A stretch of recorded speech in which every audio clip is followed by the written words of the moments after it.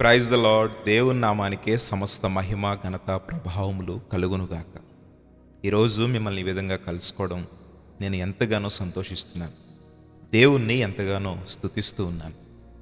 ప్రతిరోజు మీరు చూపుతున్న ఈ గొప్ప ఆసక్తి, దేవుని యొక్క మాటలు వినాలని, దేవుని యొక్క మాటలు ధ్యానించాలని మీరు చూపుతున్న ఈ ఆసక్తిని బట్టి ప్రతిరోజు నా ప్రార్థనలో దేవుని స్తుతిస్తూ ఉన్నాను. ఎందుకంటే దేవుని యొక్క వాక్యము ద్వారా బలపడుతూ ఆత్మీయ జీవితంలో ఎదుగుతున్నారని నేను నమ్ముతున్నాను. మన జీవితాలకు రెండే ప్రాముఖ్యం. ఒకటి ప్రార్థన, రెండు వాక్యం. ప్రార్థన, వాక్యం. ప్రార్థనతో దేవునితో మాట్లాడుతూ వాక్యాన్ని మన హృదయంలో ఉంచుకుని ఈ లోక పాపాన్ని మనకు అంటుకోకుండా, ఈ లోక పాపంలో మనం పడకుండా మనం కాపాడుకోగలం. ప్రార్థనతో దేవునితో మాట్లాడుతూ మన ముందున్న ప్రతి పరిస్థితిని మనము దేవుని చెంతకు చేర్చగలం. మనం ఆ పరిస్థితుల్లో నుండి బయటకు రాగలం.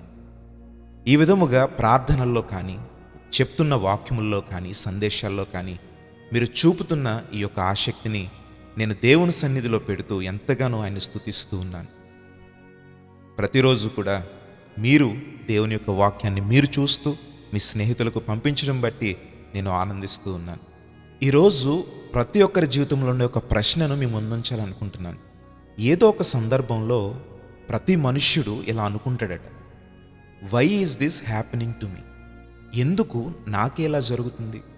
ఎందుకు నా యొక్క కుటుంబానికి ఇలా జరుగుతుంది? ఇతను నాతో పాటు చదువుకున్నాడు, కానీ నాకంటే మంచిగా ఉన్నాడు, నేను ఎందుకు అలా ఉండలేకపోతున్నాను? ఇతను నాతో పాటే ఉద్యోగం చేస్తున్నాడు, కుటుంబంతో సంతోషంగా ఉంటున్నాడు, కానీ నేనెందుకు ఈ విధముగా అప్పుల పాలైపోయి కుటుంబాన్ని సంతోషంగా చూసుకోలేకపోతున్నాను? ఇతను నాతో పాటే దేవుని మందిరానికి వస్తాడు, అతను ఆత్మీయంగా ఎదుగుతున్నాడు, కానీ నేనెందుకు ఆత్మీయ జీవితంలో ఎదగలేకపోతున్నాను? ఇతను నా వలె ప్రతిరోజు బైబిల్ చదువుతాడు, కానీ అతను దేవునిలో బహుబలంగా ఎదగగలుగుతున్నాడు, నేనెందుకు పరిశుద్ధ గ్రంథాన్ని చదవలేకపోతున్నాను, దాన్ని బట్టి నడుచుకోలేకపోతున్నాను? నా చుట్టూ ఉన్నవారందరూ బాగానే ఉన్నారు, కానీ నేనెందుకు, నా కుటుంబం ఎందుకు ఈ స్థితిలో ఉంది అనే ప్రశ్నను ఏదో ఒక సందర్భంలో మనుష్యుడు కలిగి ఉంటాడట.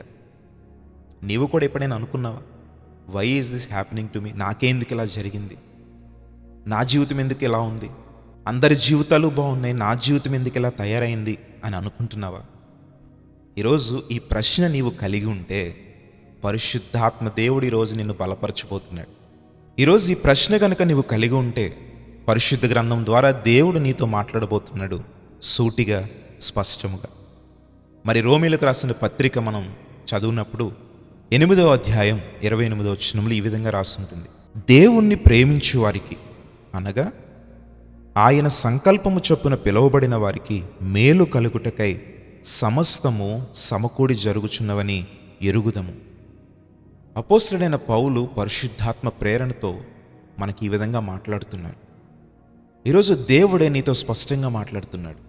నీవు ఆయన్ని ప్రేమిస్తే, నీవు ఆయన ఆజ్ఞల చొప్పున నడుచుకుంటే, ఈరోజు ఆయన సంకల్పము చొప్పున ఇవన్నీ కూడా, ఏవి, నీ ముందున్న ప్రతికూల పరిస్థితి, నీ ముందున్న సమస్యలు, నీ ముందున్న ఇబ్బందులు, నీ ముందున్న అనారోగ్యం, నీ ముందున్న ఆర్థిక ఇబ్బందులు, నీ ముందున్న కుటుంబ సమస్యలు, ఇవన్నీ కూడా నీ యొక్క మేలు కొరకే జరుగుతున్నవని నీవు నమ్మాలి. ఎందుకో చెప్పమంటారా? మనము ఆయన ప్రణాళికలో ఉన్నవారు, మనము ఆయన చిత్తంలో ఉన్నవారు. అవునండి, ఆయన ప్రణాళికలో మనం ఉన్నాం, ఆయన చిత్తంలో మనం ఉన్నాం. మీకు పరిశుద్ధ గ్రంథం నుండి ఇదే సిచ్యువేషన్ గుండా వెళ్ళిన ఒక భక్తుడిని మీకు చూపిస్తాను. మనందరికీ కూడా ఇస్సాకు బాగా పరిచయం. ఇస్సాకుకి తన కొడుకులలో ఒక కొడుకంటే చాలా ఇష్టం. అతనే ఎవరు చెప్పండి? యోసేపు. యోసేపును ఎంతో గారాబంగా పెంచాడు. యోసేపు కూడా తన తండ్రిని బట్టి దేవునిలో ఎంతగానో ఎదిగాడు, దేవునిని ప్రేమించాడు. దేవుడంటే బహు ఇష్టముతో దేవుణ్ణి తన హృదయంలోనికి చేర్చుకుని దేవుణ్ణి తన నివాస స్థలముగా చేసుకున్నాడు. అయితే దేవుని అంతగా ప్రేమించిన వ్యక్తి, దేవుడు కూడా యోసేపును ఎంతగానో ప్రేమించాడు, ఎంతగానో తన యందు ప్రణాళిక కలిగి ఉన్నాడు. చూడండి, ఒక సందర్భం వచ్చేసరికి అన్నలు యోసేపును ద్వేషించారు, కొట్టారు, గుంటలో పడేశారు, తెలియని వారికి అమ్మేశారు. అక్కడికి వెళ్ళిన తర్వాత కూడా అక్కడ ఒక పాపాన్ని అసహించుకున్నందుకు చెరసాలలో వేయబడ్డాడు. ఈ పరిస్థితులన్నీ చూస్తుంటే యోసేపు కూడా ఒకానొక సందర్భంలో ఈ ఆలోచన వచ్చుంటుందంటారా? Why is this happening to me? నాకేందుకు ఇలా జరుగుతుంది? కానీ యోసేపు జ్ఞానము కలిగిన వాడిగా మనం చూస్తాం. ఎక్కడా కూడా అవిశ్వాసము కానీ సాతానుకి కానీ తను చోటివ్వలేదు. ఒకవేళ ఈ ప్రశ్న ఆ సమయంలో యోసేపుకి వచ్చిందనుకోండి, అతనిచ్చే సమాధానం ఏంటో తెలుసా?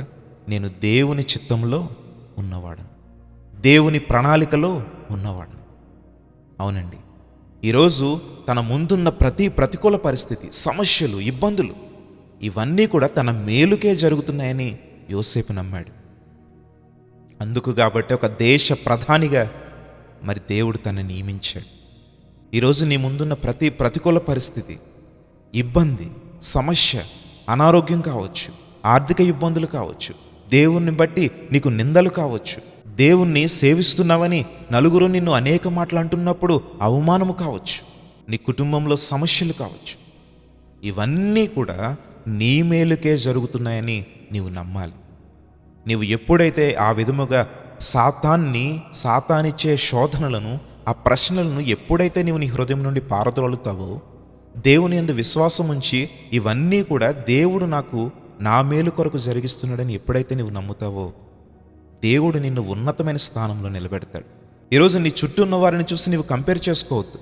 వారు ఎలా ఉన్నారు, వారు అలా ఉన్నారు, వారు ఎదుగుతున్నారు, వారు సంపాదిస్తున్నారు, వారు ఆనందంగా ఉన్నారు, నేనెందుకు ఈ విధంగా ఉన్నానని. ఈరోజు నీవు సంతోషించాల్సింది దేవుని బట్టి సంతోషించు. బలమైన దేవుణ్ణి, సజీవుడైన దేవుణ్ణి, జీవము కలిగిన దేవుణ్ణి నేను సేవిస్తున్నాను, ఆయన నాకు తోడున్నాడు, నా ముందున్న ప్రతి సమస్యకు ఆయన జవాబునిస్తాడు, ఇవన్నీ నా మేలు కొరకు చేస్తున్నాడని ఎప్పుడైతే నువ్వు సంతోషించి కృతజ్ఞతాస్తుతులు దేవునికి చెల్లిస్తావో, దేవుడు నీవు అనుకున్న ప్రతి కార్యమును సఫలపరుస్తాడు. ఈరోజు ఆయన సంకల్పము చొప్పున పిలువబడిన నీవు దేవుడిచ్చే మేలును పొందుకోబోతున్నావు. నమ్ముతున్నావా? అయితే నాతో పాటు ఈ ప్రార్థనలో ఏకీభవించు. మహోన్నతుడా, పరిశుద్ధుడా, ప్రేమ కలిగిన దేవా, గొప్ప మాటలతో ఈరోజు మమ్మల్ని బలపరిచావు. అవును తండ్రి, నీ సంకల్పము చొప్పున పిలువబడిన వారము మేము. ఈరోజు మా ముందున్న ప్రతి సమస్య, మా ముందున్న ప్రతి ఇబ్బంది, మా ముందున్న ప్రతి అనారోగ్యము, మా ముందున్న ప్రతి ఆర్థిక ఇబ్బంది, ఇవన్నీ కూడా మా మేలుకే నీవు జరిగించబోతున్నావు. ఆనందమును మాకిచ్చి, సంతోషమును మాకిచ్చి, మా కన్నీటిని తుడవబోతున్నావు. ఈరోజు ఏ సమస్యల్లో, ఏ ఇబ్బందుల్లో, ఏ కృంగుదలలో అయితే మేమున్నామో వాటి నుండే మాకు సంతోషాన్ని ఇవ్వబోతున్నాం. ఈరోజు ఎంతమంది బిడ్డలైతే ఈ ప్రార్థనలో ఏకీభవించారో, ఈ మాటలు విన్నారో, ప్రతి ఒక్కరిలో కూడా ఈ మాటలను స్థిరపరచండి, విశ్వాసమును పెంపొందించండి. నీ బిడ్డలుగా మేము ఉన్నాము తండ్రి, నీ రెక్కల చాటున ఉన్నాం. మేము దారి తప్పిపోకూడదయ్యా. నీ మాటలను బట్టి నీ వైపే చూస్తూ మేము మా జీవనాన్ని సాగించాలి, నిత్య రాజ్యంలోనికి మేము చేరాలి తండ్రి. ఎంతమంది బిడ్డలైతే విశ్వాసముతో మరి వారి యొక్క సమస్యలు, ఇబ్బందులు, మరి వారికి ఉన్న ప్రతి అక్కరలు నీ సన్నిధిలో విడుస్తున్నారో ప్రతి ఒక్కరికి సమాధానము దయచేయమని అడుగుతూ ఉన్నాం. అనారోగ్యంగా ఉన్న వారికి స్వస్థతనివ్వండి, ఆర్థికంగా ఇబ్బందులు పడుతున్న వారికి ఇప్పుడే విడుదలనివ్వండి.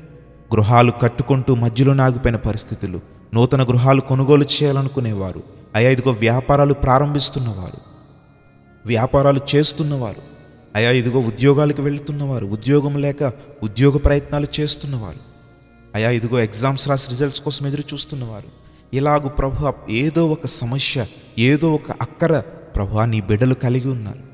ప్రతి ఒక్కరిని దర్శించమని అడుగుతూ ఉన్నాం. గర్భఫలము లేక గర్భఫలము పొందుకోవాలని అయా ఇదిగో విశ్వాసముతో ఈ ప్రార్థనలో ఏకీభవించారు. దేవా, ఇప్పుడే వారి గర్భములు తెరువుమని యేసు నామములు అడుగుచున్నాం.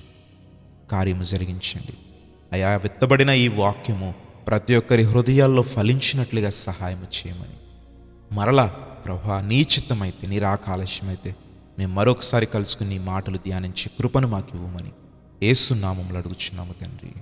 ఆమేన్.